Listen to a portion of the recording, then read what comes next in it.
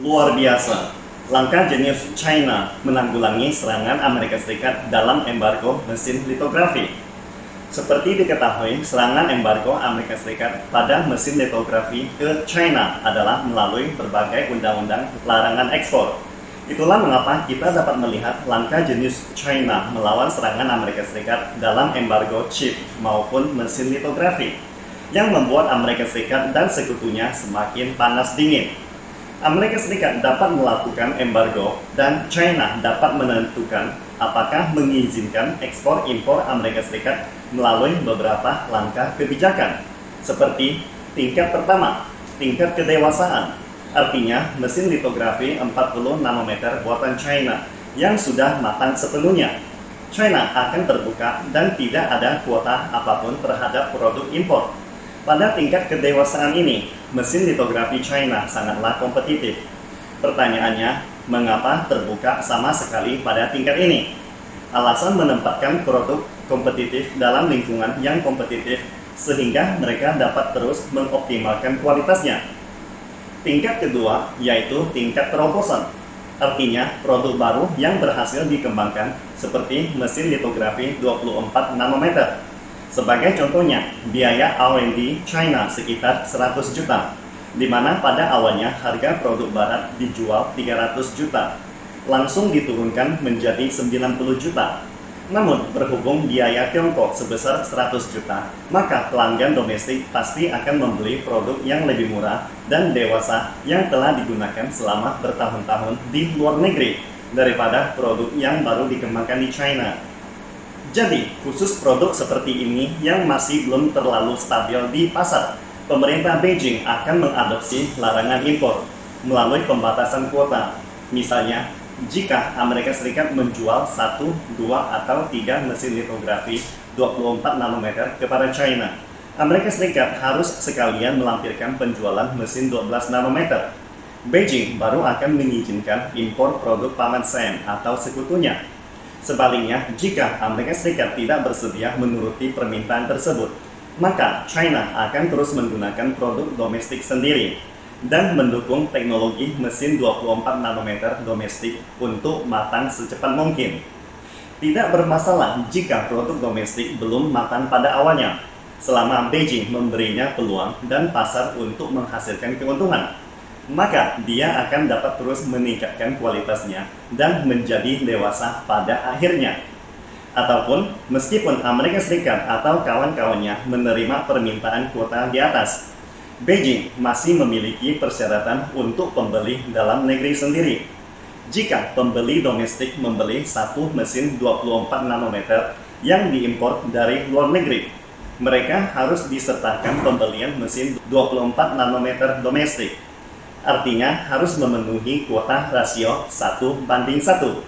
Jika tidak demikian, maka tidak akan ada pasar untuk mesin 24 nanometer yang diproduksi di dalam negeri, dan pada akhirnya mereka akan mati di sana.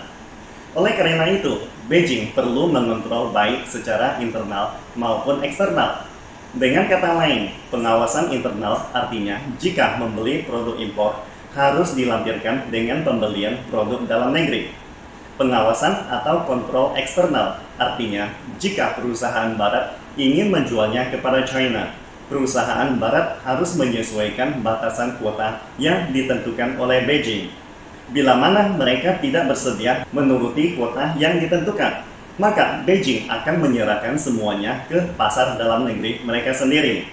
Akibatnya, perusahaan barat tidak dapat cuan apapun. Kategori ketiga, tingkat non-terobosan. Misalnya, mesin litografi 12 nanometer belum dapat diproduksi oleh China dan tidak ada batasan impor di luar negeri. Secara umum, Beijing tidak akan melakukan batasan impor sama sekali, berhubung China masih belum dapat memproduksinya dan negara barat juga mengizinkan ekspornya.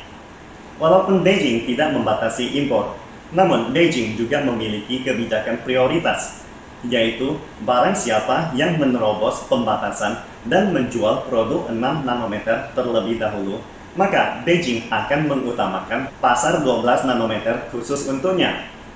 Sebagai contohnya, ASML yang telah mendominasi 80% pasar mesin litografi Tiongkok. atau 10% pasar Tiongkok yang didominasi oleh Jepang.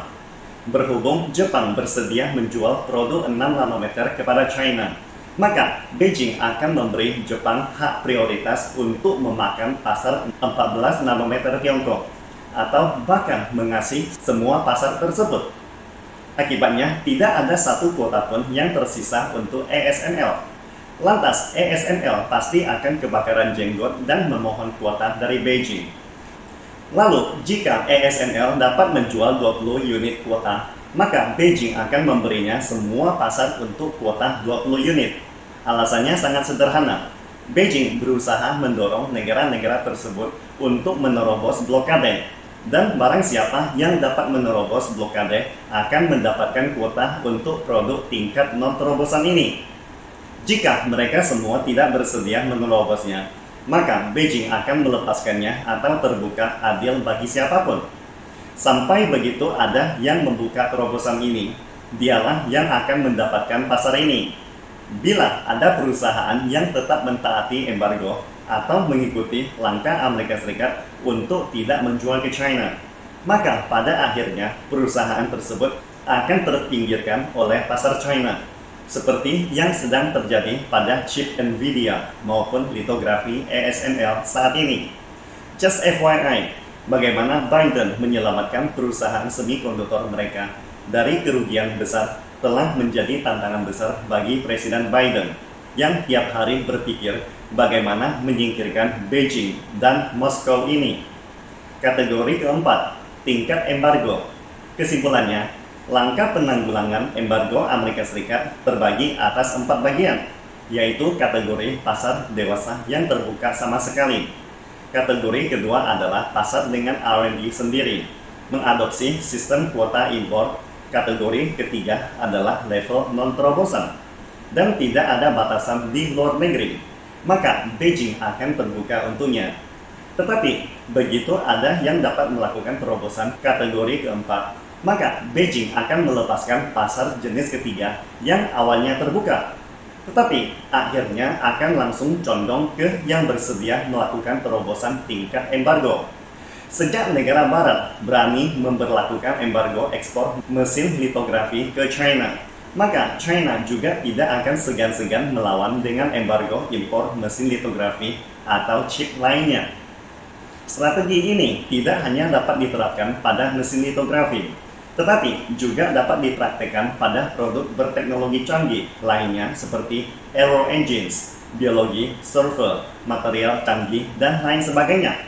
Untuk semua produk baru yang dikembangkan oleh China sendiri akan mengadopsi proteksionisme untuk jangka waktu tertentu. Akan tetapi proteksionisme ini berupa jika Amerika Serikat tidak mengembargonya, maka Beijing juga tidak akan melindunginya. Jika Amerika Serikat melanggar aturan pasar, maka Beijing juga akan menetapkan aturan pasarnya sendiri. Singkatnya, jika Amerika Serikat tidak mempolitisasi dan mengembargo produk-produk tersebut, maka China juga tidak memiliki alasan untuk mengadopsi serangkaian metode larangan yang disebutkan di atas. Dengan kata lain, China hanya akan mengadopsi serangkaian kebijakan anti pembatasan ini untuk mempromosikan pengembangan industrinya, terutama pengembangan industri teknologi tingginya ketika menghadapi perlakuan tidak adil dari Amerika Serikat dan sekutunya. Karena prinsip berbisnis China sangatlah sederhana, yaitu cuan, cengli, dan cincai. Pastikan Anda subscribe dan follow akun ini supaya senantiasa mendapatkan info terbaru tentang teknologi terkini AI berkaitan. Salam Indonesia Maju!